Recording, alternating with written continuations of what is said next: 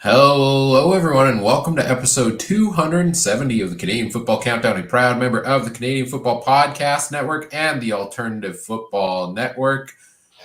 Ryan and Trey here with you again this evening. Week 19 CFL preview. We're getting down to the end of the season. Some playoff scenarios have been ironed out. Plenty more may be ironed out this week as we roll along in the final 3 weeks of the CFL regular season. Trey, how you doing tonight? A little tired today, but otherwise doing good. You, man?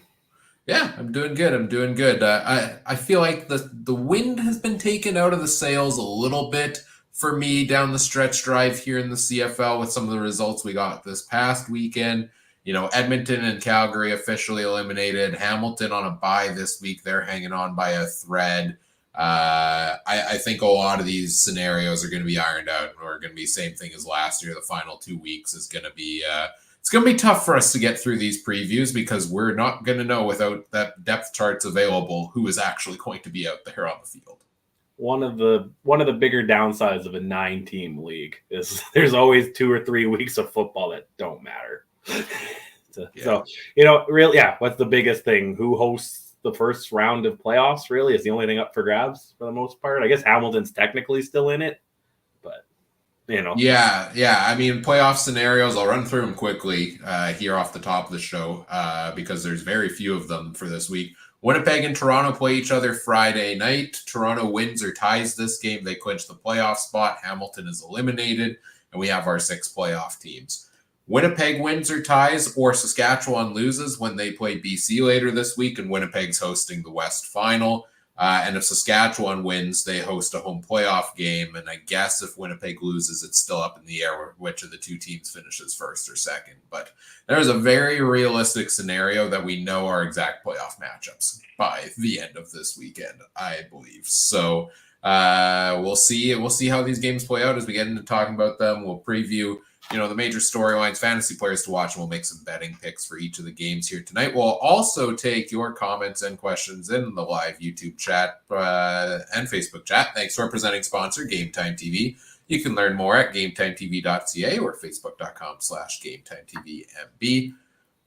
Before we go any further, we always want to acknowledge that the Canadian Football Countdown is brought to you from Treaty 1 territory, traditional territory of the Anishinaabe, Cree, Ojibwe, Dakota, and Dene peoples in the homeland of the Métis Nation, as well as from Treaty 4 territory, traditional territory of the Cree, Saulteaux, Dakota, Lakota, and Métis Nation.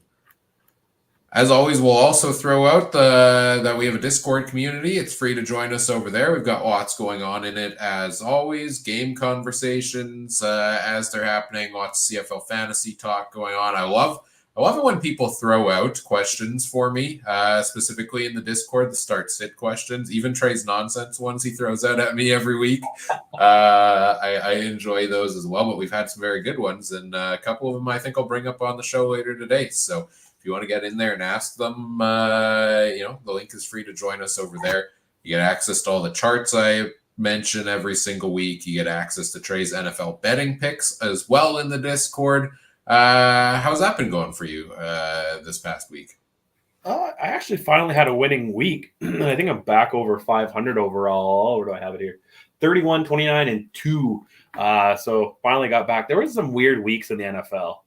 Real weird weeks. Week 3 and 4 kind of in there, and I think things are kind of readjusting. Big lines again this week. A lot of the ones you hate around that 6 mark, 5-6 mark. So I wonder if the markets are overcorrecting a little bit the other way. But interesting to see. The game tonight is going exactly the way I thought it would, so that's a good start. Yeah, this was one of those games I stayed away. San Francisco, Seattle. I stayed away from. I went to some of the player props, but I stayed away from winner and spread on that one because I could have seen it going either direction. I didn't realize Seattle caught up. It was like 13-0 or something, 16-0 last time I checked. So it's a little bit closer, but anyway, yeah, it's weird. It's been weird in the NFL. I don't know who the best team is. I thought Buffalo, and then they got kicked. So I don't know. Yeah, me either. Like, I don't know down from up in the NFL, it seems. In the CFC Discord fantasy league, I am a hot 0-5 to start the season. Can't seem to catch a win, even when my opponent's quarterback scores less than 5 points. I find a way. So still trying to figure that out. Speaking of fantasy, big week this week as well, as we're down to the semifinals in a couple of the leagues we're playing in. Adam is not here tonight because him and I played in the quarterfinals in the CFL Podcast Fantasy League. And I don't know if Adam knew, but we were playing for keeps for the podcast. Winner takes all for the podcast. And I did knock Adam out of the playoffs. So it's been nice, Adam. I'm kidding. I'm kidding entirely on that.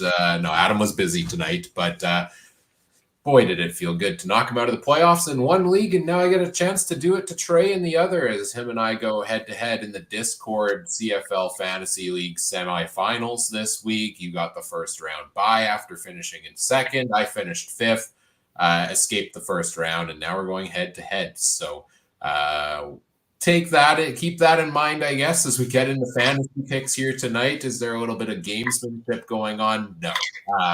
For me, there will not be. I will still mention the picks as always here and trust that Trey is just zoned out once I start talking fantasy, as I wouldn't be surprised if that is usually the case once I start talking the numbers.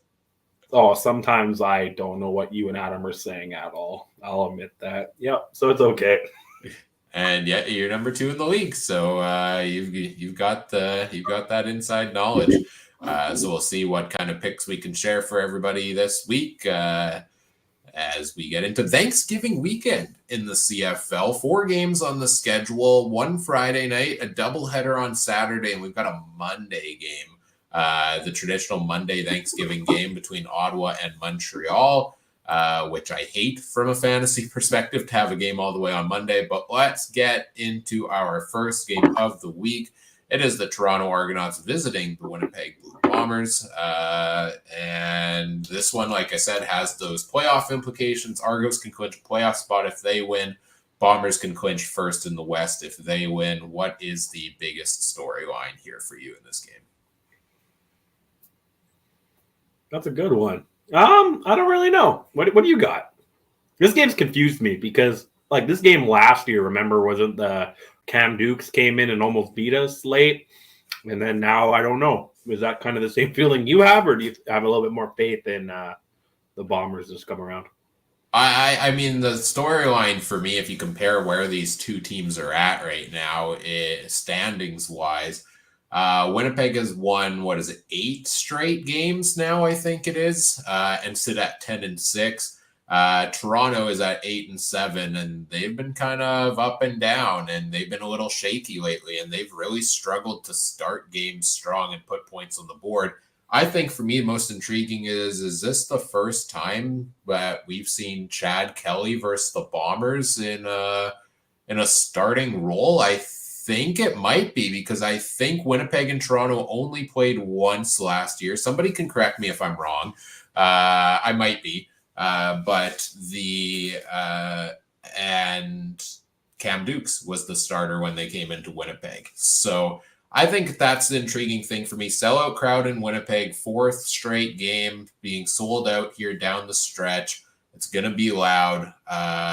We've seen Kelly, a little bit shaken and at times. And so what kind of performance can he deliver against this top-notch Bombers pass defense? Yeah, no, that's true. Just looking over right now, something interesting, though. Toronto, they're 6-2 against the West Division this year. So, again, they are 2-5 on the road, but they are 6-2 against the West Division. So they've been beating up the Western Division quite well here. I always say I always try best not to sound like a homer, but Winnipeg at home is just something special. And you and I can talk about that. The last home game, right? They seem to have a little extra fire, boys in blue, right? And it could be the sold out crowd. It could be, I'm not saying home field advantage, a little home field. This sounds an awful lot like home field advantage. Not going that far, but especially this time of year when the gets a little colder and the crowd you need a little bit more alcohol to stay warm in the crowd. I feel like the Bombers the last few years seem to really put it together. And I don't know, but it's one of those things too. Is it a real must-win game for Winnipeg? Are they going to, put their bodies on the line just for a potential bye that they could still get if Saskatchewan loses on Saturday night? So I don't know. It's a very interesting game this time of year. Yeah, I was looking at Winnipeg's injury report this week, as you mentioned, some of those injured bodies, and there are a lot of receivers suddenly showing up on the list. Lucky Whitehead questionable, Nick Dembski questionable, Ontario Wilson questionable. I think the depth chart came out today, and they're all on it, and none of them are game time decisions. I'm just double checking that now, but I don't see. I don't. Yep, they're all on it. No, none of those there. So they're all going to play still. But that was definitely a question this week of who's going to be left at receiver for the Bombers here. But it seems like they're healthy. A couple of names that I believe they will be missing on the defensive side, most notably, is Jake Kelly gets his first start at free safety because Brandon Alexander is out due to injury. I think Michael Ayers has been a pretty good member of that defensive back crew or linebacker core.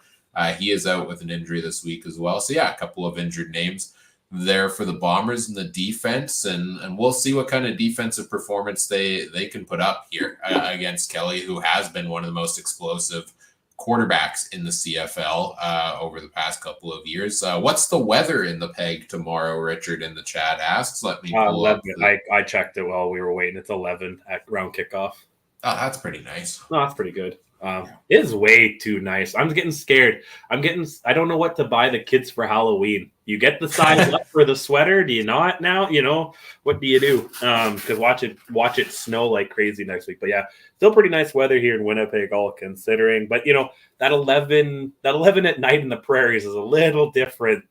Still a little different than 11 during the day. Yeah. This weather has been crazy good. We're in October already, halfway through October almost, and it has been perfect football weather indeed over the last little bit.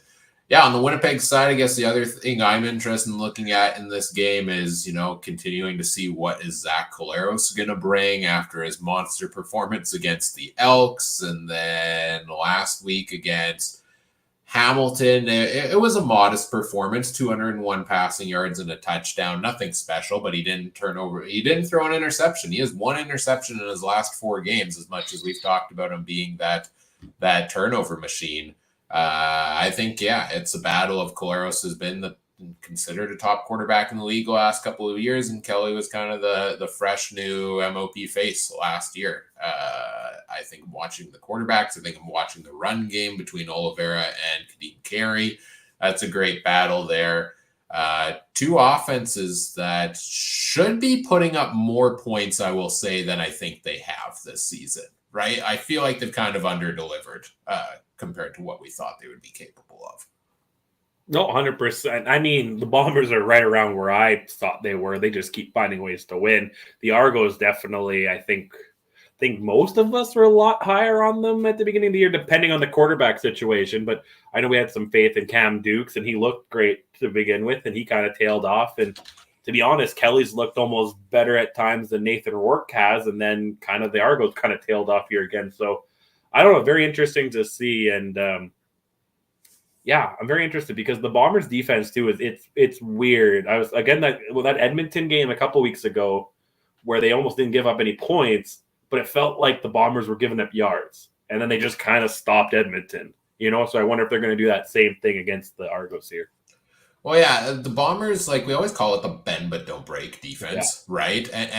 But I think to me this year maybe more than other, and I've talked about it a couple of times already. It's just so fascinating for me to watch a team that does not care about sacking the opposing quarterback, does not care about allowing huge gains in the run game, because they know they can shut you down in the passing game when it matters the most, right? If you make a team run the ball, and sure, they might get 8 yards a carry frequently, but there's going to be a play here and there where they stop them. And it almost seems like the Bombers don't care if you travel, 70 yards down the field, if they hold you to a field goal and feel like they can outscore you. So it's the bend but don't break. That's what you want to call it, that they've been operating on for years. And it feels gross in the moment, but it's effective and it gets the job done and continues to do so for them.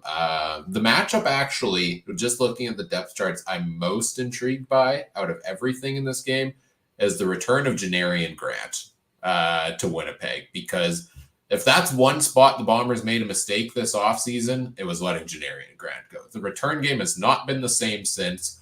They tried so many different options. They brought Lucky Whitehead in. Everybody was excited for him.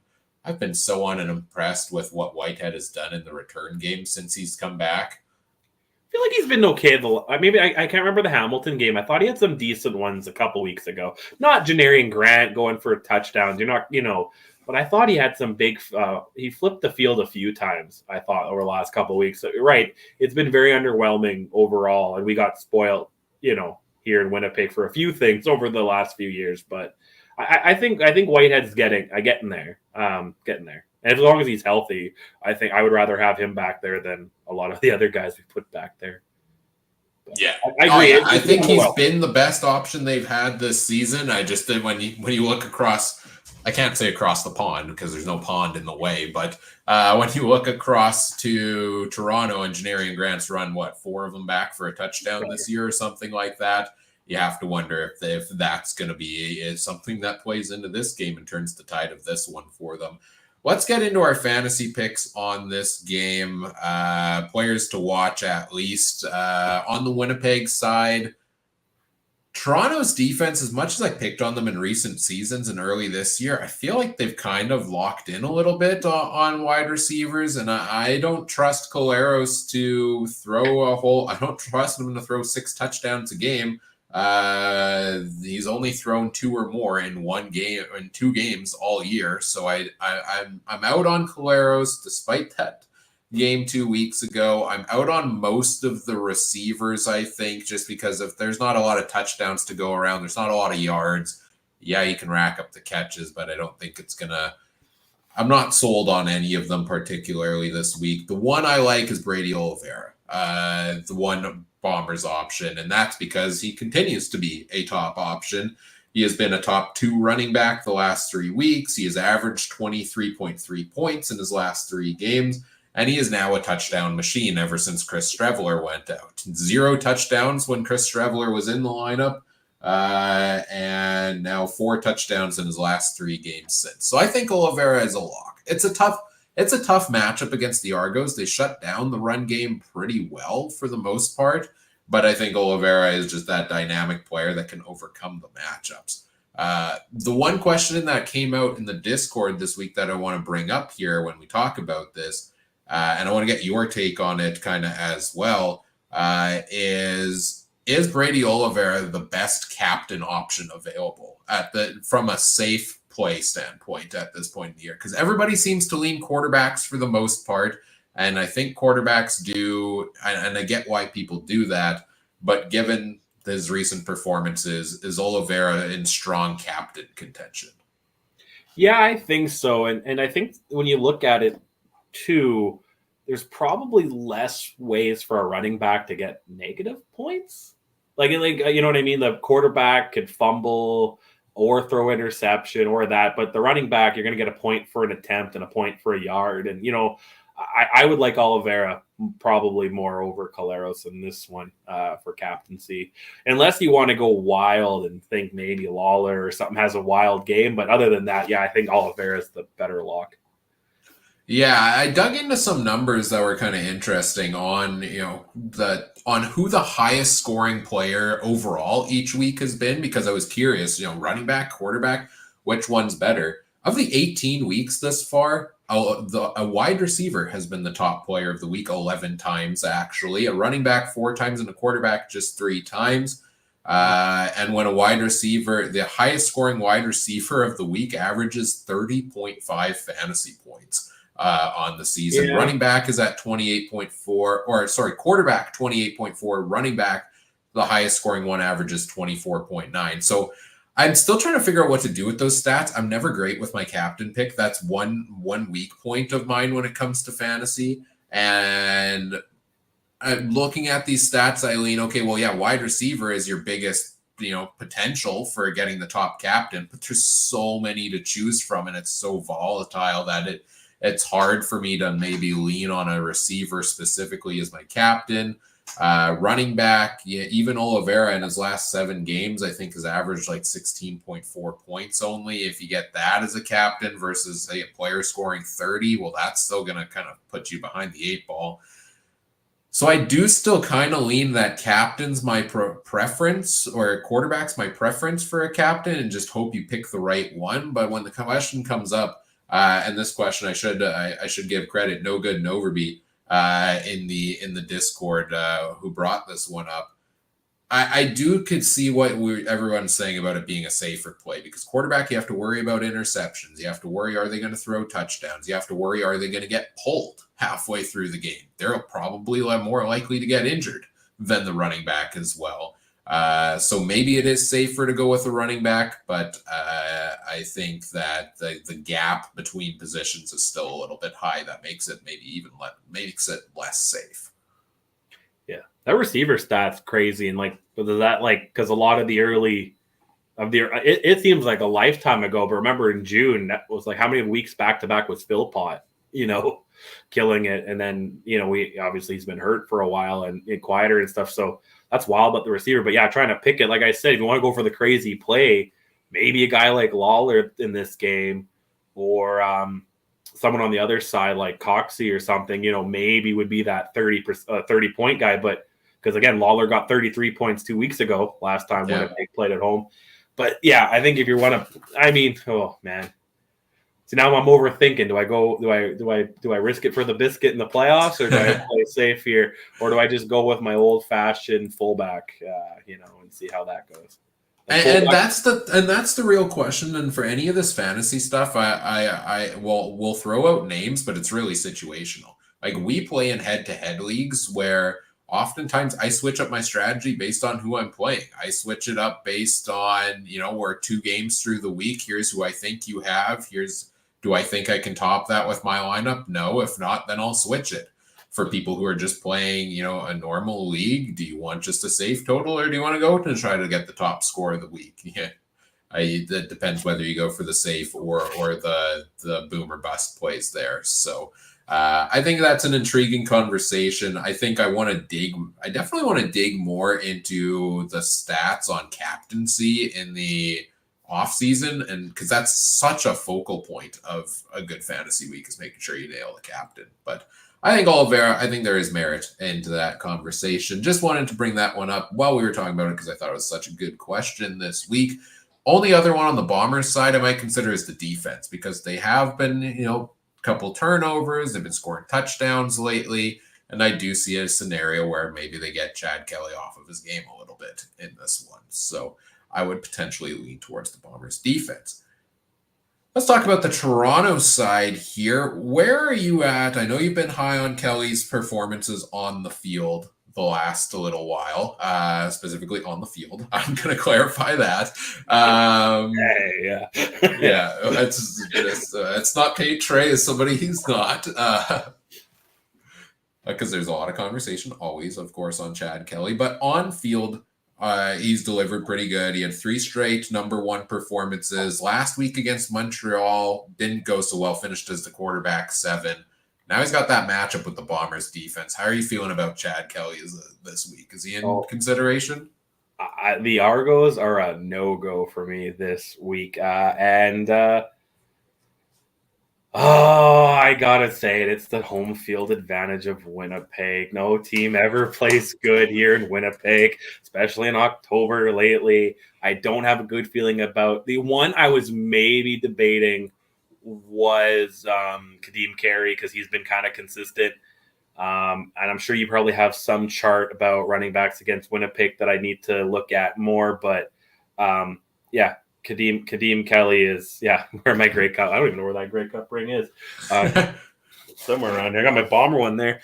I don't know. I'm pretty high on the Bomb. We didn't really go through my Bombers, but I got more Bombers on my lineup than I probably have had all year combined. So, yeah. Oh, well, then let's go back for a second. Was there anybody else on the Bombers you were talking that we haven't talked about? Well, we kind of talked about them. We got Oliveira. That's a given. I really was impressed by Lawler last home game. Yes, last week was quieter in Hamilton. I just think this team they get such a weird jolt at home that, you don't always see. And maybe you don't notice it on TV watching other games and stuff, but maybe it's just that energy of being there. But I don't know. They like Lawler and Oliver just had such a swag 2 weeks ago. And I have to have those two guys in my lineup. And right now, I can't believe this. I have Karate Kid Zach Caleros. My girlfriend calls him that because he has no, that was Bo with the bandana. She calls him Karate Kid. Anyway, Zach Caleros. She every time she sees this picture, she's like, "Is he stoned?" But anyway, Zach Caleros is in my lineup right now. And right now, it's a coin, 3-way coin toss between which one of those three is going to be my captain, likely. Just to kind of see how it goes. Yeah, I'm really risking it. I never thought I'd see the day that Zach Caleros is in your lineup and in consideration for captain, but I had a feeling you weren't going to take any Bombers other than maybe Oliveira. I had that feeling, so that was kind of where I was heading. Well, let it be known that on October 10th, 2024, at approximately 9:37 Central Daylight Time, Trey proclaimed that home field advantage is a thing. Strike that or put that one in the record books. As I catch up on some chat comments here, happy early Thanksgiving to you as well, Richard. And FM fan is in Winnipeg right now, and I believe I'm hoping we get a chance to meet in person at the game tomorrow night. We'll try to coordinate something there. Thursday night in Winnipeg's a dangerous night, man. You be careful out there. Okay. You stay in your hotel, man. Like, don't leave. Oh boy. Not going into that. Not getting in there. All right. On the Toronto side, we're going a little long on this game. We'll try to make it more snappy. There's the upcoming games. We'll be able to go. We really got to talk about Calgary Edmonton? For a couple of minutes, for sure.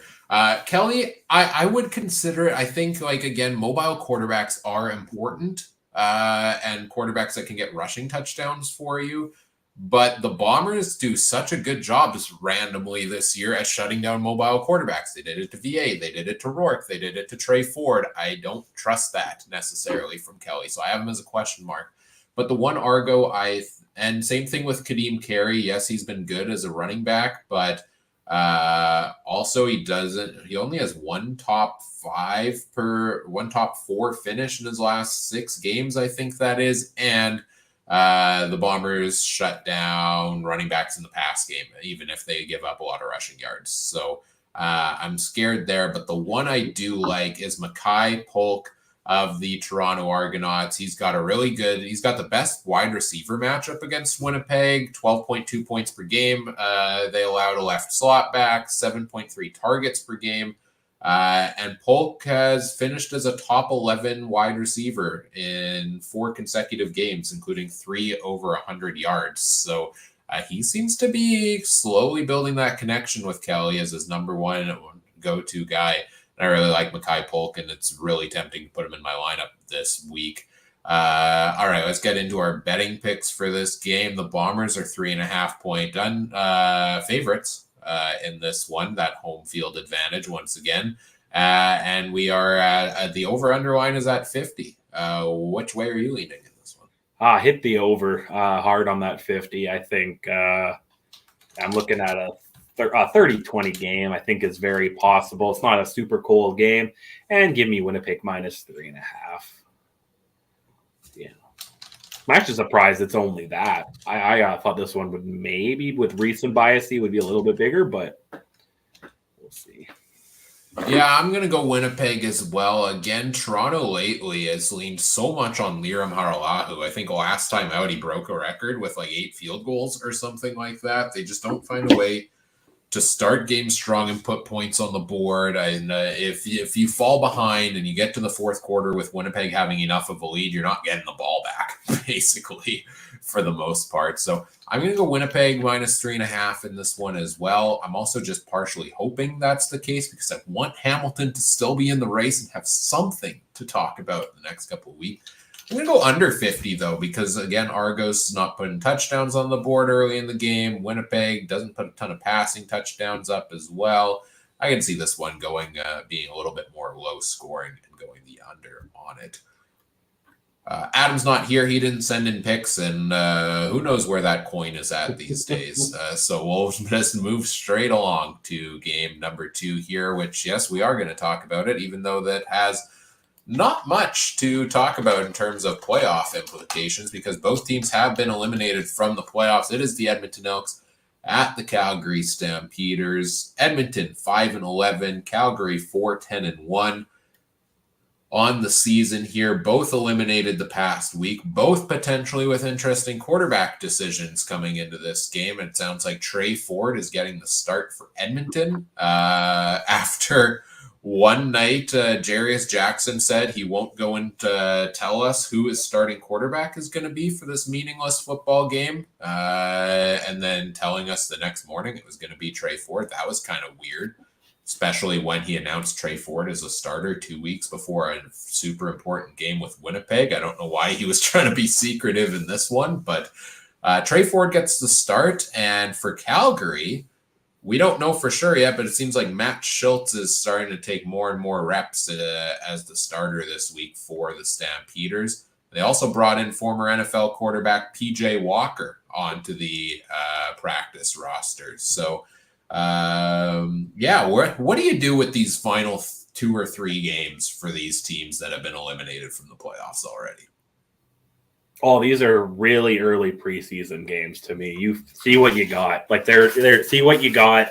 You still, I don't know, how valuable is that first overall draft pick in the CFL? Like these 2 teams right now are probably going to be 1 or 2, maybe 3. I don't know if there's trades, but they would be. Well, Edmonton doesn't have their first pick because they used it on wide receiver Zach Mathis in the supplemental draft. Right. So to them, they don't really matter. You still want to win. It's a battle against your Alberta rival, but I think for the most part, it's see what you have.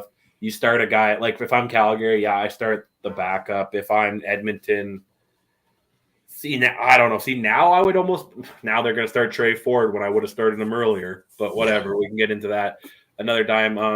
Bring in these guys like Walker from the NFL. I know Hamilton is a different Hamilton's on the bye. I really want to see Tua. I really want to say baby Tua play. So, I want to see some of these guys that probably, what might be key components next year, get some shots here early. And hey, that could be good for fantasy too. If you got a guy like Schultz, we'll talk about later, he's playing for a job. You might ball out, Yep. Oh yeah. It makes the end of the year for fantasy purposes really intriguing. We'll talk about those in a second. Yeah. Trey Ford starting here. I think the way these next 2 games go are really going to define the future of the Edmonton Elks and Trey Ford and everything to do with it.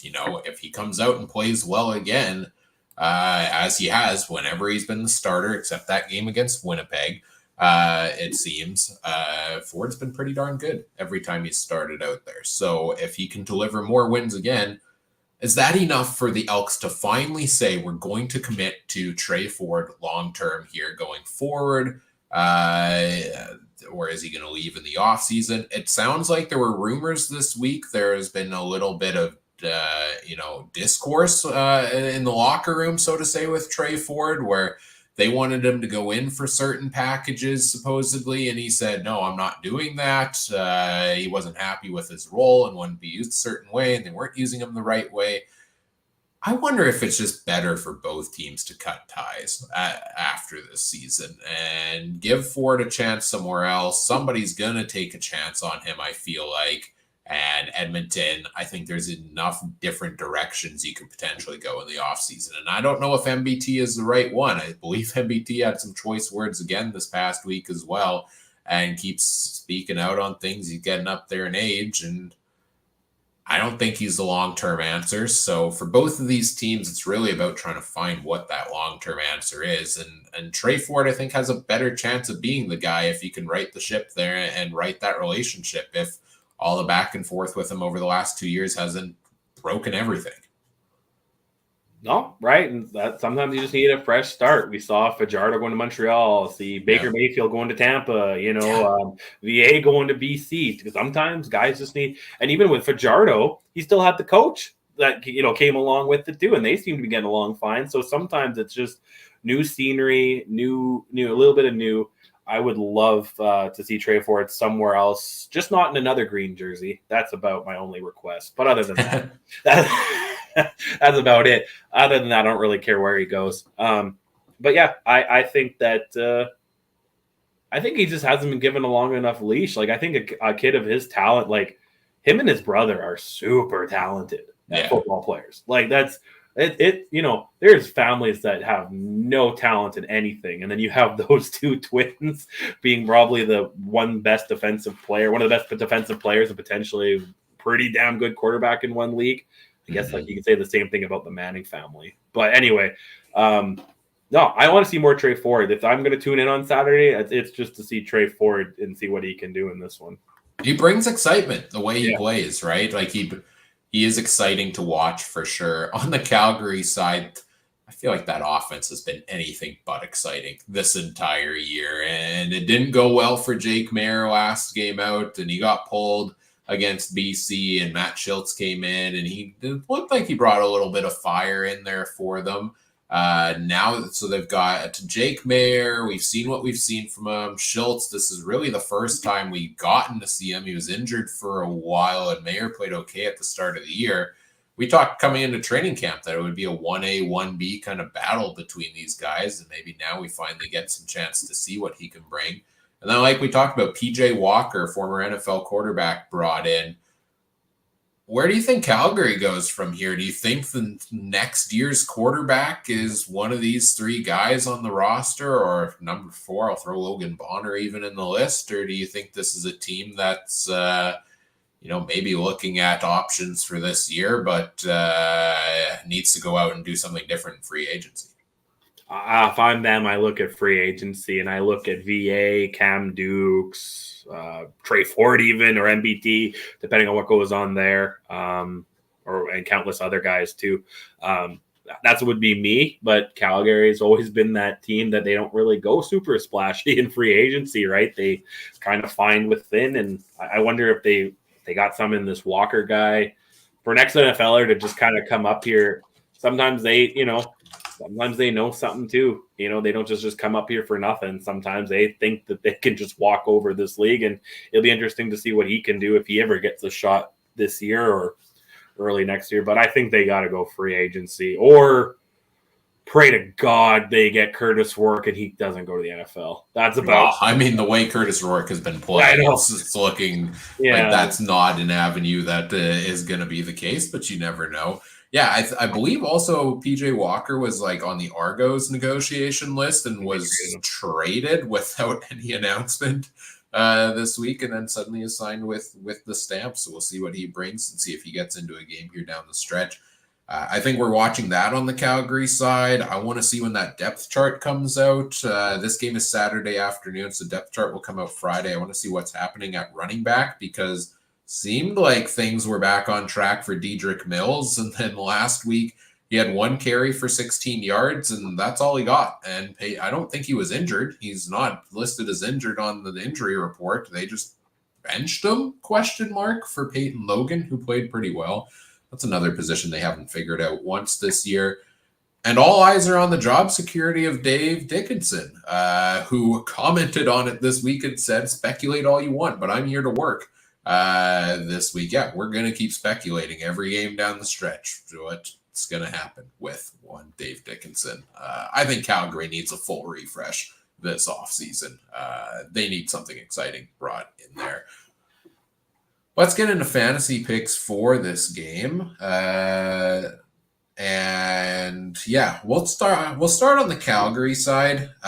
Calgary, for me, again, check the depth chart. Who's the quarterback? Who's the running back? How long will each of them play? That makes me not really want to go the direction of any of them. But Matt Schultz is at $7,000. He is probably the cheapest starting quarterback you'll get if he does indeed start. And he did bring a little bit of juice in the time he played last week. 4 of 5 for 99 yards and a passing touchdown, and then 26 yards on the ground. Put up 10.5 fantasy points in a short bit of time there. So I think there is some potential for Schultz. I've always been a Schultz believer. and think that he could put up a decent day. I wouldn't expect like a 25, 30 point fantasy performance from him, though. And I think there are other good quarterback options at a similar price that I'd probably be more comfortable leaning towards, despite the good matchup. But the one Calgary Stampeder that I think has to be in top tier consideration every single week is Reggie Begelton, because it doesn't matter how bad the offense is. It doesn't matter how bad the matchup is for Reggie Begelton. He finds a way. Even last week, switching quarterbacks. Who did Matt Schultz find for the touchdown late in the game? Of course it was Begelton, who put up a top 5 wide receiver performance yet again. He seems to be averaging, basically a top 10 performance regularly, and I think could deliver one of those again against an Edmonton team that's given up a lot of points through the air recently. Anybody on Calgary catch your eye?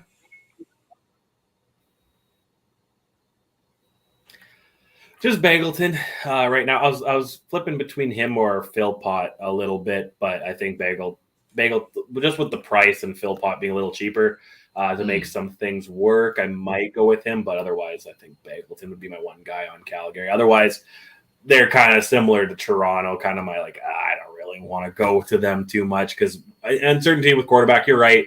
Begelton's a pretty reliable player, our guy this year, but watch Schultz have complete chemistry with somebody else and Begelton not get looked at once, right? So, yeah, that is definitely a worry. You mentioned Philpott.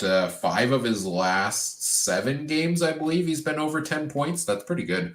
Actually, I didn't realize he was doing as well as he has been. He's been getting more targets. He's been getting a little bit of rushing work, etc. And back in week 16, he was the number 2 wide receiver on the week. So, I like it. I like the idea potentially there for Philpott as well. And we'll see if he can continue that momentum. I know he had a lot of injury issues, but let's see if he can get up there into the upper echelon of receivers with his brother in the CFL as the years come along. He continues to develop. What are you looking at on the Edmonton side? All depends on depth chart, but I like Javon Leake as running back. He's been doing he kind of was doing better in the middle there, and then he kind of dipped down. I'm not too sure. It's kind of between him and what's up with the other guy? Racken? Is he still what's up with that? Do you know what's up with that? The Edmonton running back, they're so good, and the matchup against Calgary is so good, but I never know. Both of them on the depth chart, they kind of split the time last week a little bit. I never have full confidence, especially in a meaningless game, that one of them is going to play the entire game. No, that's fair. But I'm just looking elsewhere, right? Too we'll talk about it. The Saskatchewan game. Who do you take? Armstead's hurt. Olette might return. Is he going to be full capacity? Do you wait to the Monday game and take Montreal or Ottawa's running back? Do we take Kadeem Carey against the Winnipeg defense? They're kind of running out of options. Here a little bit. So I'm probably between Leak or Arakan, depending on who's the number 1 guy in that depth chart. Otherwise, I might flip it to somebody on Saskatchewan, depending on depth charts later on Saturday. Yeah, looking at last week against Saskatchewan, who does have a good run defense. Leak had 9 carries for 15 yards and a touchdown, 3 targets for him. Rankin had 4 carries for 13 and 2 targets. So kind of, leaned a little bit more towards Leak. They don't have him doing return duties right now, which I think is a benefit for him there for sure. And we'll see what that depth chart looks like for sure between those 2 guys. Yeah, you're right. It's tough pickings at running back this week for all the reasons you mentioned. I have Trey Ford in consideration. They did say he's getting the start. It sounds like McLeod Bethel Thompson won't dress in this game, but I believe Jarius Jackson also said that Jarrett Daggy is going to get some playing time at quarterback this week, even though Ford he will back up and receive some playing time, according to this tweet from Dave Campbell, but Ford will see the majority of snaps. Scares me a little bit, because do I want to pick a quarterback or a captain that is openly being said will not play the entire game? Scares me a little bit. That being said, Trey Ford has delivered pretty solid fantasy performances almost every single time he's been a starter in the CFL outside of that game against Winnipeg where they shut him down. But I think Winnipeg's defense and Calgary's defense don't compare in that category. So I'm tempted. I'm on Trey Ford. He's one of my top quarterback considerations because I think he can deliver a huge week with his running ability, potentially. Eugene Lewis. Did you mention Eugene Lewis at all yet? I don't think you did.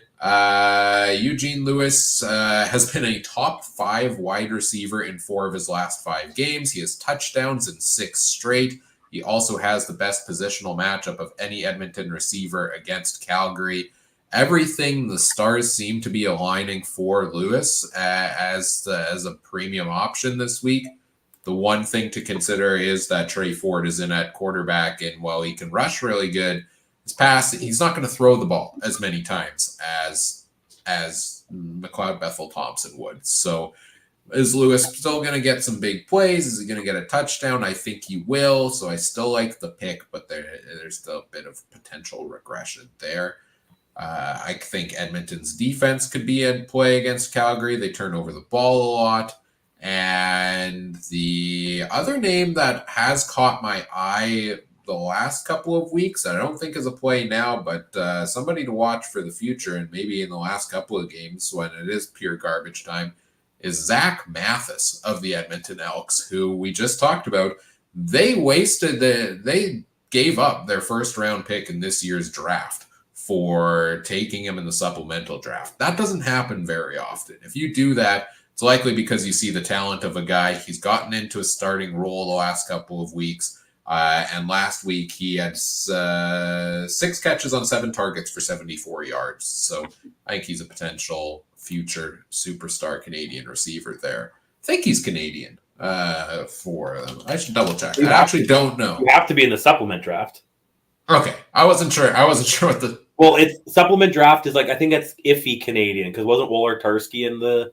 Oh, yeah. Is a Canadian-American professional football. So, yeah, you're right. So the iffy Canadians, that they have to argue that he's Canadian. The iffy Canadians. Well, Wolartarski, like his mother's Canadian, so they gave it to him. But he's never spent like a second in Canada until he came here or something. He does count. He does count as a national by CFL standards. Did I miss anyone else? Anybody else you had that we haven't talked about here yet? No, not right now. And I'll be honest, I'm liking the first 2 games a lot. If I'm gonna, show my card steal a little bit. So these next 2 games, I'm really scared about the Monday game. Because I was thinking about, there was a couple players I was thinking about, and then I'm like, oh, but if you don't leave enough money and you screw yourself over, what are you going to do? So, and then this next game, we'll talk about BC Saskatchewan. I have no idea what's going to happen in this one. I could see it 40-0 either way, or being a nail biter. So yeah, for sure. First, let's make our betting picks on this game here. Calgary, 1-point favorites at home over the Edmonton Elks. Do we have to pick this game? Give me Edmonton. Edmonton at +1. That McMahon home field advantage. They were like 4-0-1 at one point or something crazy, weren't they? Or 3-0. Yeah. It's not anymore. 4-3-1. Give me Edmonton Elks too. They'll win this game. I would be money line. That's a nice, probably underdog line, but give me the under 51.5. Under 51.5. Yeah, I'm going to take Edmonton as well. I believe in Trey Ford. I believe in what he can do. Not that I don't believe in Matt Schultz. I believe in him as well, but I think we're going to see a little Trey Ford magic in this one. Under 51.5 over. I don't know. I don't know which way I lean on this one. I kind of lean over. I feel like I don't know. I feel like these 2 teams could just deliver a random barn burner of a game. So I'm gonna give over 51.5. I think on this one, and move on to our third game of the week, which is the aforementioned game between the BC Lions and Saskatchewan Roughriders. This one has some pretty important implications in here as well. Sorry, my mouse just randomly stopped working, but there we go. I think I sorted that out. As we look at if I pull up and look at the standings for this game, Saskatchewan is ahead by 1 point right now in the standings over the BC Lions. So a big Lions win here would put them currently in second place in the West. You mentioned struggling to see what's going to happen with this game. What kind of leaves you in that category? What's the most intriguing part of this matchup for you? You know what? I'll be Adam here. And I don't know who's starting in Saskatchewan. They have all these guys maybe coming back. Olette sounds like getting first reps. Is he Yep. going to start? Is he going to be first? Is he going to be 100%? Is Hickson back? Is who's back? I think it's a lot of the injuries. Saskatchewan, I mean, it's football, but I feel like Saskatchewan's just been hit by injuries a little bit crazier than some other teams earlier not early, that middle part of the year, because they were looking okay early, and my 14-4 was looking okay, and then injuries hit Saskatchewan there. So I really want to see, is this their time to like hit the stretch late, get a win or two here late, get a home playoff game, like beat BC again, and come to Winnipeg? Is this where they're going to start, or is it going to be BC's time to start that? I think one of these two teams need to like get the fire going under their asses a little bit here and see if this is your last two games to, prep for that game that's likely it's going to be these two teams more or less week one of the playoffs. So, I want to see what they do here to get that home field advantage. Yeah, the Riders have turned it around after that rough middle patch. They've won 3 games in a row. They beat Calgary 37-29. They beat Ottawa 29-16. Last week, they beat the Elks 28-24. I didn't get a chance to catch last week's game, but from what I recall, at least from seeing some of Adam's comments on it, was that it was a bit of a sloppy start to the game for the Riders and weren't really playing for a little bit there like they truly wanted the win, but they pulled it out in the end. They clutched it out late in the game, really in the middle. Sorry, it was 1-0 Edmonton after the first, and then Saskatchewan exploded for 28 points in the middle of the game, and then Edmonton put up 3 in the fourth. So that's been their MO. Like, that's how they were early in the year, right? They played sloppy, a lot of penalties, and they just got a lucky turnover late or something, right? And that's kind of how they've been this year. Yeah, they've had some games where they've overcome those issues they've faced, and that's why early in the season I kept picking this team to crash and burn at some point, because I thought those mistakes would get them. But the good teams find ways to overcome their issues and win. There's no team in football that doesn't have a weak spot. There's none. Maybe you could argue the closest was 06 Patriots that went 18-0 in the regular season, but surprise, Super Bowl found the weak spot. So there's no perfect flawless team.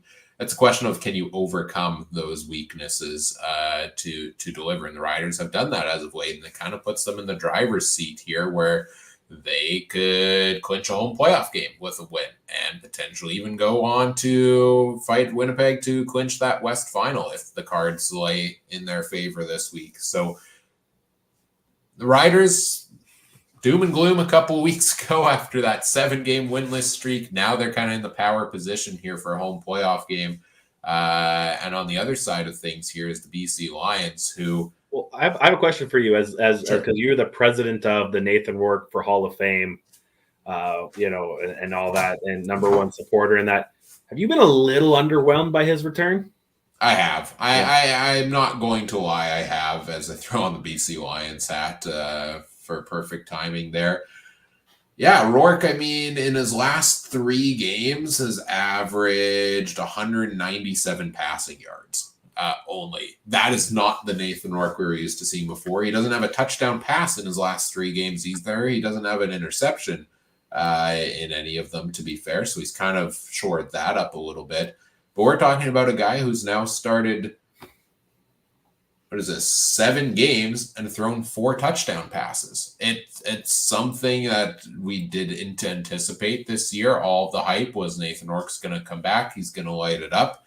And he really hasn't done that. He's moved the ball on the ground a little bit, but every single game we get to the question at halftime of, is it time to put VA back in there or is it not? Last week, Rourke got the win, but it wasn't his doing. It was the fact that the defense put up 2 defensive touchdowns in the fourth quarter, or in the second half at least, that led to the Lions pulling out that win over Calgary. It wasn't the offense having done anything, and the offense just seems stagnant right now and went from the most explosive offense in the league to start the year to now very, very, very underwhelming. And I don't know why. I mean, some of the pieces, yes, there's some injuries. Maybe that VA injury just really took the wind out of the sails for them. But it kind of seemed like it was trending in that direction even before that injury occurred for a couple of games. No, I agree. And I almost just wonder, like, did they lose the locker room a little bit? Because, yeah, Rourke might be a better – you could argue the talent, but that was VA's room, and then – and I understand the argument now. This guy comes in that we're paying, making the biggest, highest paid player in the league is taking over from our guy, and we were doing well. I wonder how much of that took over too. Yeah, there was the injury, but yeah, it was underwhelming. And I feel like BC's been around 500 since he returned. If not even under 500 since Rourke came back, like something like 3 that. 3 and 4. Yeah. Like I said, it's a weird world we live in where I feel like Chad Kelly's played a lot better, than Nathan Rourke has, and it's I just wonder. I wonder. And Adam finally joins us. I thought you were busy or kicked off or what? What did you say? Kicked out of the podcast? Adam hasn't listened to the early part of the show, probably where I mentioned that, so that's awkward. No, Adam, you're fine. Yeah, do we see VA after a 2 or 3 scored game? I don't know. I don't think so. I don't know. To me, there's a difference of length of leash too when you're still in the playoffs. I know you don't want to get Nathan Rourke hurt, but if I'm BC and Nathan Rourke gets hurt, I'm a lot more comfortable with VA than if I'm Winnipeg and Caleros gets hurt and you have Wilson or whatever his name is, right? Or Saskatchewan and who's it backup now? Fine still. No, I wish. No, it's Shea Patterson. It's Shea Patterson. Right. Patterson's a little bit better than probably what we got, but still, I'm not as nervous. I would almost be more worried to hurt VA, honestly, just because maybe he's a little older, but I don't know. Yeah, like that thread comes out every time. They asked it at the halftime interview in the last game, and I believe Rick Campbell went and said, no, we believe in Nathan. Nathan's our guy. We're going to roll him out there, and he really didn't deliver in the second half. And it's going to come up again if they get a slow start in this game. If the defense didn't do what they did, they might not have beaten Calgary last week and even be in this conversation for this home playoff game potentially. So the Lions offense needs to step it up, and that threat makes it scary to want to take Nathan Rourke for fantasy potentially as well, because I did it last week. He was my captain last week, and suddenly it was halftime, and it was like, oh my gosh, my week's going to be ruined, especially if he's your captain, if he gets yanked at halftime. And this game, maybe more than some of the others, I have to wonder, with it being such a crucial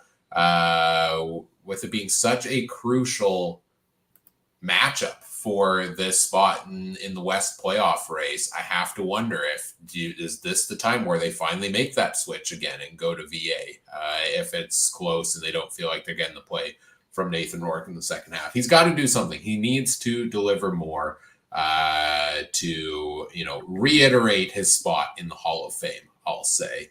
The other topic on this matchup, I guess Adam did bring it up in the Facebook chat.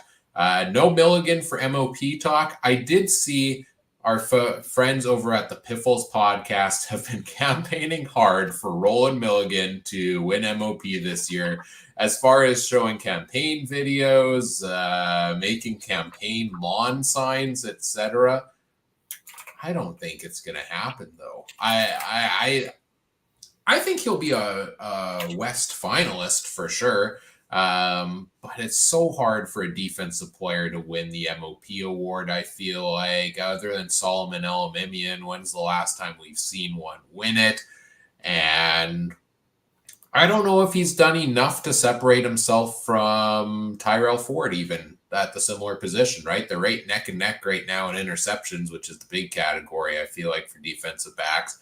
that I could see there being disappointment for the folks from Saskatchewan. Is Milligan deserving of most outstanding defensive player? Absolutely. Should he be in consideration for most outstanding player? Absolutely.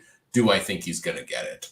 No, I don't think. What do you think, Trey? Do you think there's a chance? If there's any year, I guess this year, because who do you really give it to?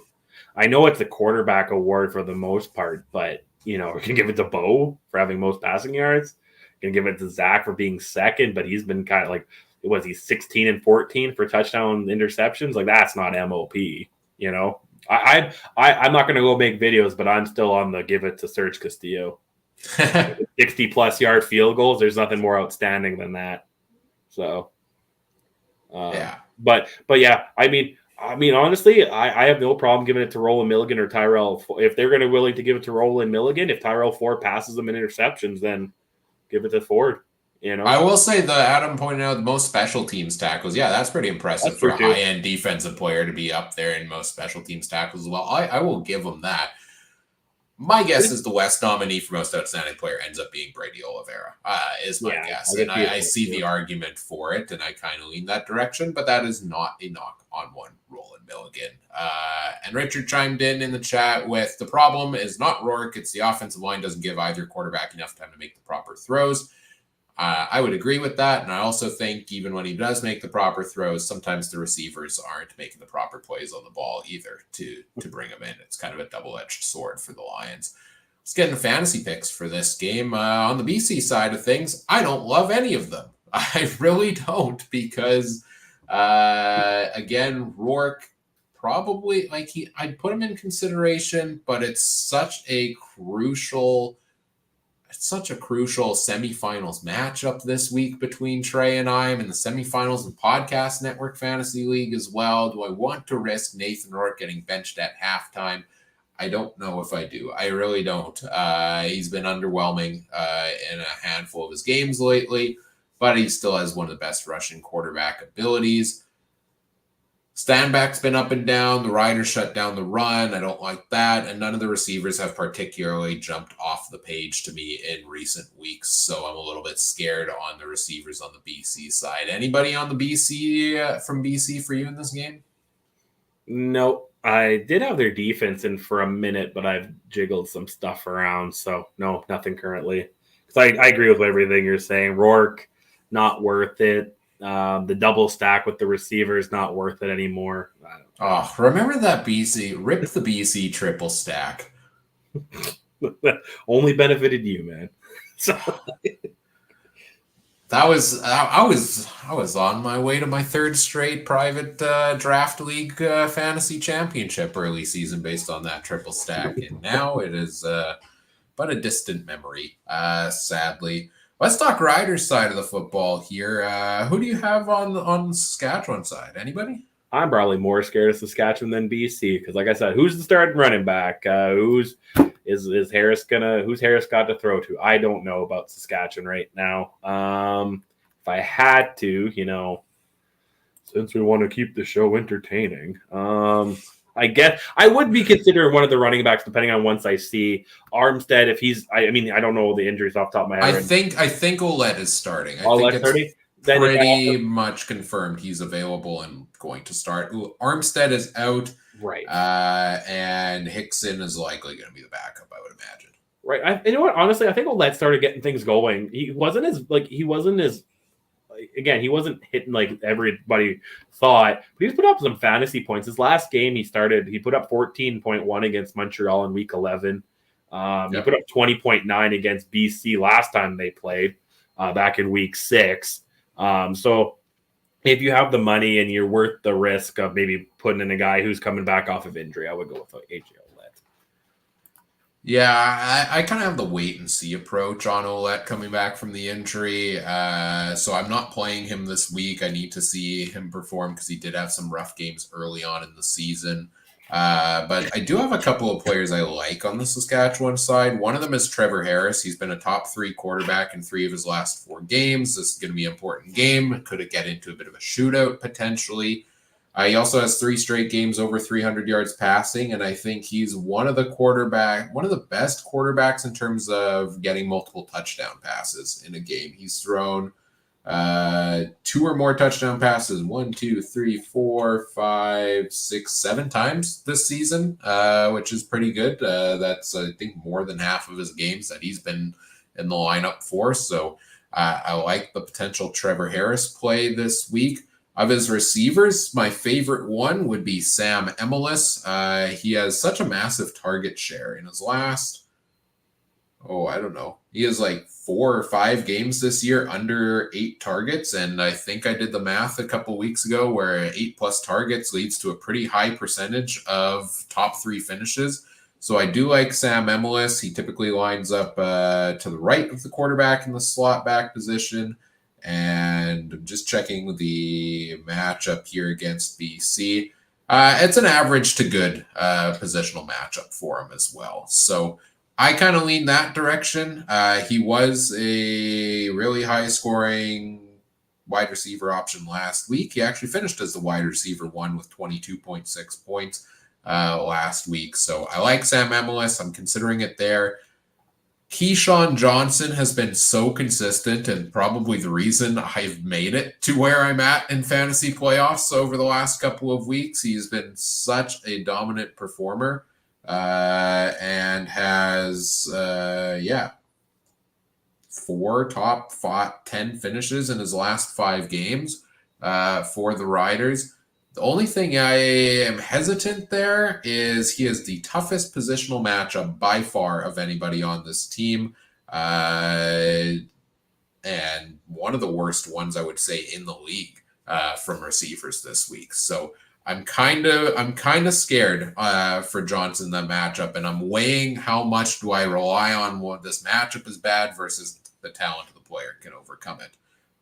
Is my question mark there. And he is the reason I knocked Adam out of the podcast fantasy league. Thank you, Keyshawn Johnson. Anybody else from this game, or are you ready for betting picks? I'm ready for betting picks. Give me Saskatchewan and give me the over. Let's go here. It's a long day. That is fair. Anything in particular for Saskatchewan that puts it over the top for you? I don't know. I just really haven't been liking Rourke, and I wonder if I think, like you said earlier, Saskatchewan 3 straight wins. I'm a little, their running back isn't make or break for me when it comes to winning the game, just maybe more fantasy sides. And I just think that they've been showing a little bit more consistency later. And I just want to get that green Kool-Aid out because I still have that bet of them winning the Grey Cup in my my betting slip somewhere here. So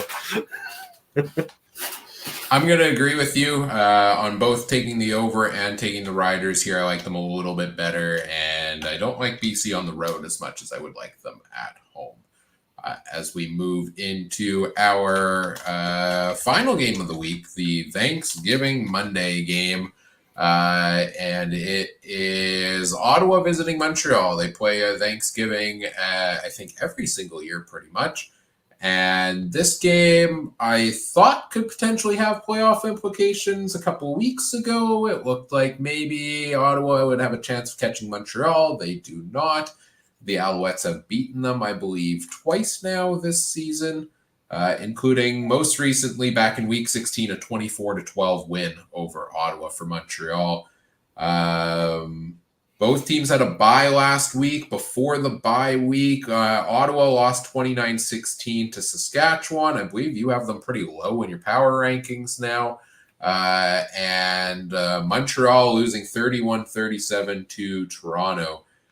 Where are you at on both of these teams? We know they're both making the playoffs. We know Ottawa is, I guess, not guaranteed to host a playoff game, but seems to be currently in that spot. Where are you on these two teams? Because they started the year so strong, but I feel like they've cooled off a little bit. Yeah, and I wonder, from Ottawa's perspective, I honestly am kind of surprised they're a playoff team. Like, I was kind of thinking Hamilton was going to sneak their way in a little bit here, and I thought maybe Ottawa might be the odd duck out. But they did just enough, and maybe that tie too makes things interesting. A couple ties, I guess, around the board here, but I don't know. I'm not sure what's Ottawa. Ottawa's that one team I can't put my finger on. A hell of a home record, 6-1-1, but just doesn't do anything on the road, right? And so I know this is a road game for them, but if you look at that record, I guess they really want to have a home playoff game. Or they're going to go into Toronto, who's just as good at home right now at 6-2. So I don't know. I just can't put my finger on Ottawa and Montreal. I'm quite impressed. They don't seem to be quite the juggernaut that we thought earlier. They are beatable, but I wonder too if. Sorry, I'm reading what Adam said. But I take. They always seem to overcome their injuries, right? They always seem to overcome their injuries, and they're road warriors too. 6-1-1 on the road. I know this is a home game, 5, and they're better on the road than they are at home, technically. So I don't know. It's I can't put my finger on this game, and with it being on Monday and depth charts don't come out till whatever Saturday, Sunday. I'm quite scared about this game. I'm gonna have nightmares about this game tonight. Yeah, we've had 1 day of practice reports already. We'll get injury reports on Friday and Saturday. By the time that final day comes in, we'll already probably have one game underway on Saturday and the Friday game completed. So when it comes to fantasy, that is definitely nerve-wracking if there are any injuries on here. And there are a couple of notables that haven't practiced. Justin Hardy did not practice today on Thursday. That's Ottawa's top receiver arguably in the CFL. On the Montreal side, Cody Fajardo didn't practice today either. Not injury related though, so I'm less concerned about that one particularly. And Austin Mack is actually a full participant in practice. So as much as we've talked about Montreal making their way through their injuries recently, suddenly now they could be getting a big piece back this week that we haven't really seen much in that Montreal lineup, which could be a huge re-addition for them there. But you talked about trying to figure out who Ottawa is, and I thought we had finally figured out who they were early in the season when they went on their super strong run to start the year. But they have one win in their last 5 games, and their 4 losses have been by 26, 16, 12, and 13. They have lost by double digits in 4 of their last 5 games, and just seems like have no life. They had the injury to Drew Brown. Jeremiah Mazzoli came in, looked like he was gave a little bit of juice, and then he struggled in back-to-back weeks now. I don't even know who the quarterback is going to be yet this week for Ottawa. It looks like Brown was limited, but this is a team that I think rightfully so you had low in your power rankings and has me very concerned going into the playoffs because early season, I think all the talk was Montreal's going to go to the Grey Cup. Montreal's dominant. They're going to go there. But in the back of our minds, everybody's thinking, hey, maybe Ottawa will upset them and go on the run. I don't have faith in that right now, based on how they've been playing. Really don't. No. Sometimes I wish that playoffs were based on like how hot you are now, because I kind of like power rankings. Because I would almost rather have Hamilton in the playoffs overall. Interesting, right now, yeah. Right, like with the Boveralls and honestly how hot they were looking, and they just lost to Winnipeg, who's just one of the hottest team in the league right now. They beat BC, they beat other teams. So Ottawa, like you said, 1-5 in the last little bit. That's not a team I really want to see in the playoffs right now, but every game matters. Week 1 matters just as much as week 19, right? So, yeah, it's a very, again, I just can't, I'm just blowing smoke in my ass with this team. I can't put my finger on them. I haven't been able to figure them out since I joined this podcast, and I'm probably not going to figure them out for some time. Every time I think they're getting good, I had the high hopes for Drew Brown, and he looked good, and then he kind of got injured and this and that, and Mazzoli had to start. He got injured. I don't know what the heck's going on in Ottawa. They could be a team.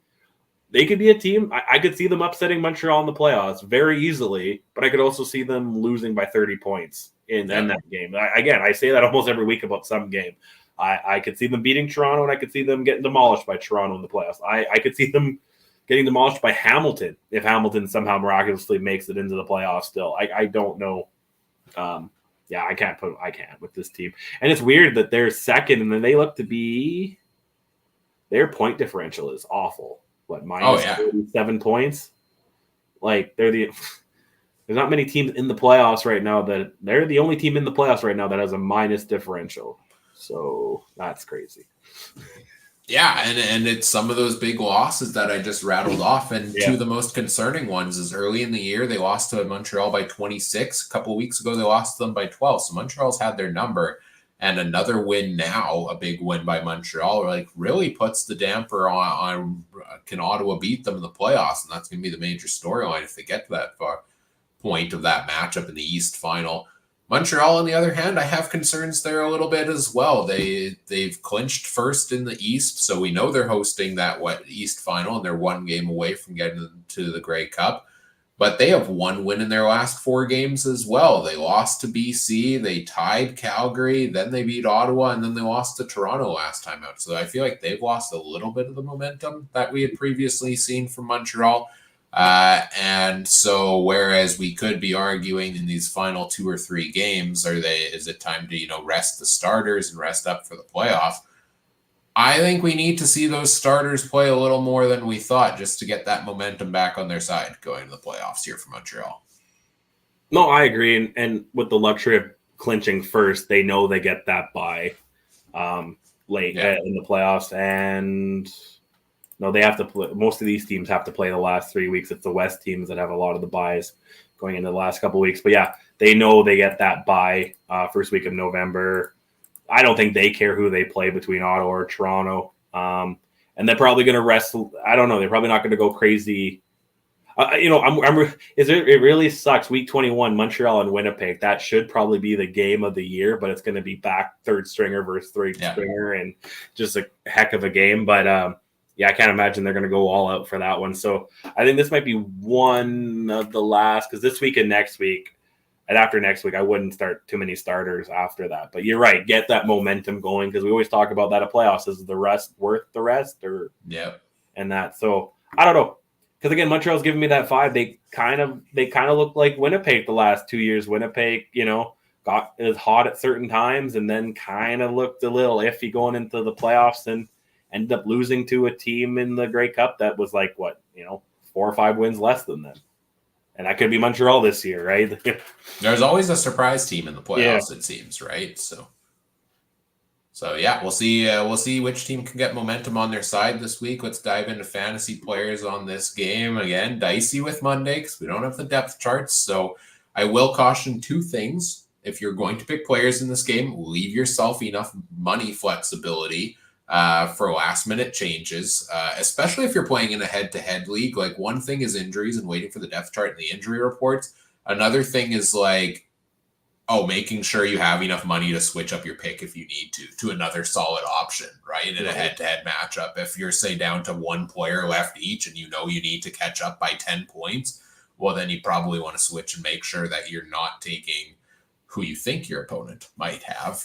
That's part of the gamesmanship there as well. But there are some options I like, and I am actually tempted to put a number of these guys in my lineup despite the Monday game. One of them is Kalen Laybourne of the Ottawa Redblacks at running back. He's had 5+ targets per game in all 4 games he's played. I like my pass-catching running backs, and hasn't translated to a ton of fantasy points necessarily for him, but they've also been losing in a lot of their games lately. Montreal does give up a lot of yards on the ground to running backs, so I think Laybourne potentially picks up some yardage there. Justin Hardy should probably be in conversation for most outstanding player. He should definitely be Ottawa's nominee. And I think if he is good to go this week, he has a good matchup. He has the best positional matchup of any Ottawa receiver against Montreal. In terms of touchdowns allowed to receivers this year, Montreal's allowed 5 to his position, and at most 3 to anything else, and a couple 1. So it seems like it's kind of the leading red zone target against Montreal. And Hardy has a fair share of touchdowns this year. He also has 100+ yards in 3 straight games. So I like that if he plays. And Khalil Pimpleton came back from injury, I think it was last week or the week before. And he has 8+ targets in his last 4 games, and he's really become a focal point of that offense. And he also has a solid positional matchup. As much as I'm always worried about picking against Montreal's defense a little bit. I think there is room for some scoring to be had there. But I'm not trusting whoever's at quarterback in this game for sure. Anybody for Ottawa from you? No, just the two guys you said for sure. Laybourne was my number one for a while, and then that Monday doubt crept in, and he's been in and out of my lineup 20 times since we started this show. And you made a good point about Pimpleton too.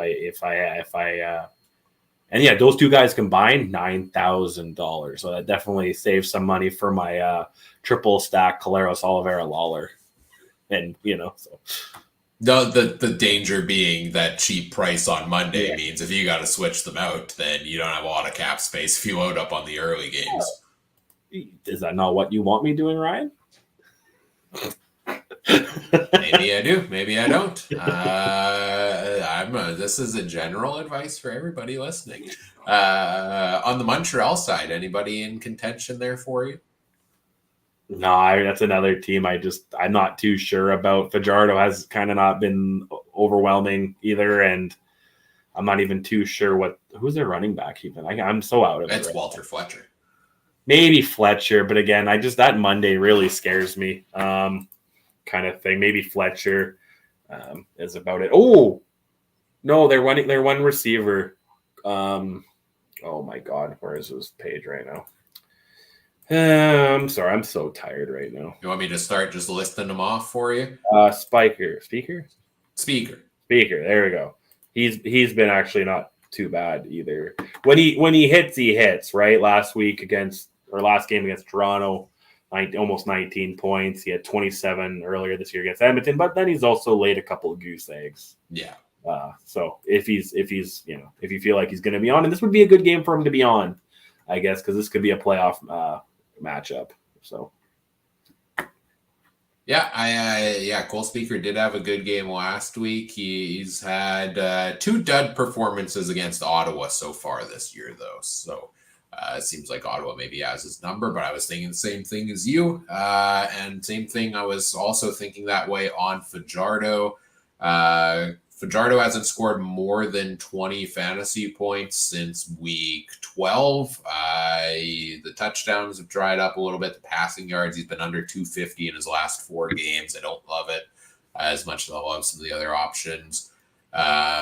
Receivers, I'm even more hesitant now seeing that Austin Mack is back, at least practicing now, because what does that do with the wide receiver lineup for Montreal and the target shares for everybody? I do think Walter Fletcher is a potential play, though, this week. He continues to put up over 10 fantasy points. He's got the safe floor, and that's because he's always involved in the passing game.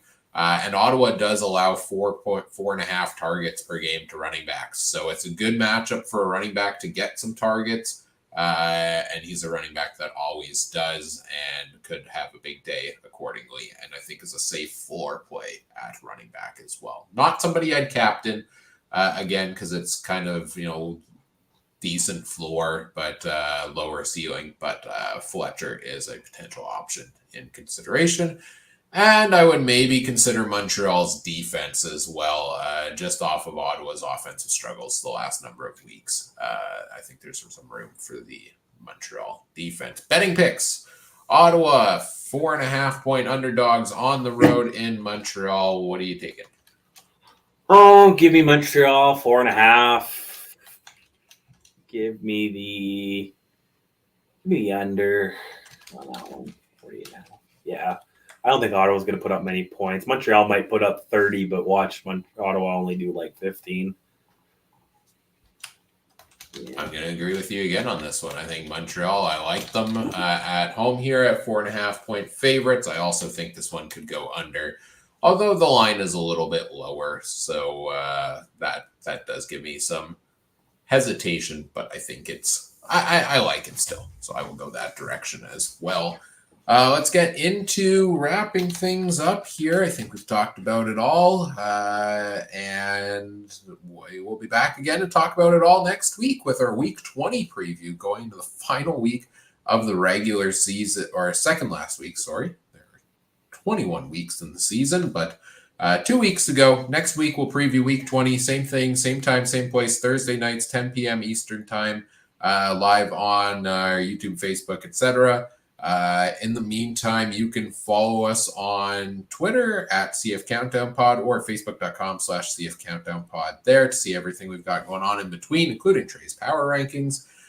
You can check out all the other great shows from around the Canadian Football Podcast Network as well at CF Pod Network on Twitter, and the Alternative Football Network at the official AFN on Twitter or alternativefootballnetwork.com. By the way, Trey hates when you agree with his power rankings. But speak your mind when you see those and see your team ranked in a spot you don't agree with. I love it. And if you have hashtag your team name in your bio, I so love when you tell me that your team should be higher. That's my favorite. Mm-hmm. Or if your Twitter name is at Argo Superfan and you're mad that they're sixth, I love it. Well, if people want to get your thoughts on their teams on social media, where can people find you? At Trey MB Harness, is that what it is now? I don't even remember. Yeah, at Trey MB Harness on the Twitter, and might have some UFC picks up tomorrow. Got my NFL picks. I just put those in the Discord. Yeah, I'm tired, Ryan. Let's wrap this up. Sounds good. Fair enough. You can follow Trey there. You can find me at CooperTrooper42, Adam at AdamStewart1, Mike at Mike Garrell on the X. Check out the Discord. Link is in the episode description. Come hang out with us over there. It's a lot of fun.